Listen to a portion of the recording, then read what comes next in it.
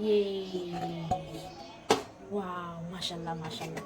তো এখানে আমি ভাত নিয়ে নিছি। বরিশালের মানুষ মানে ভাতের সাথে শুকনা মরিচ, বোম্বাই মরিচ থাকতেই হবে। তো আমি যেহেতু বোম্বাই মরিচ ডালের ভিতর দিয়েছি, এখন আমি এখানে শুকনা মরিচ নিয়ে নিচ্ছি। এখন আমি ডালটা এখানে বাইরে মানে বেড়ে নিব।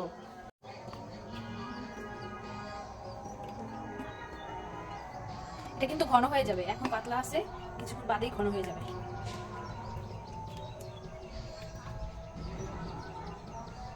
টাটাডা, এই যে দেখো, ইয়েস। তো ডাল কেমন হয়েছে আমি একটু টেস্ট করে জানাচ্ছি কেমন হয়েছে ডাল।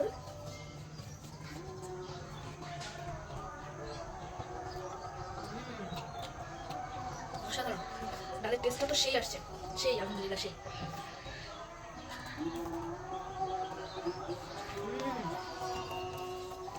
মানে যে কেউ একবার সে 2-3 প্লেট ভাত খেয়ে ফেলতে পারবা, এরকম স্বাদ হয়েছে মানে আমার ডালটা না। জোশ।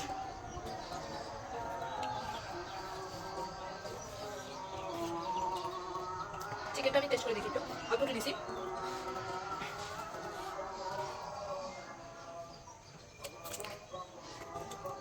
কাঁচামরিচ এটা ডলে নিব।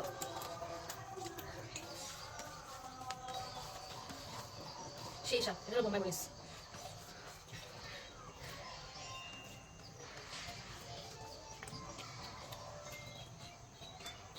সাবাস, আমি যত ভালো রান্না করি কিন্তু জানতাম না।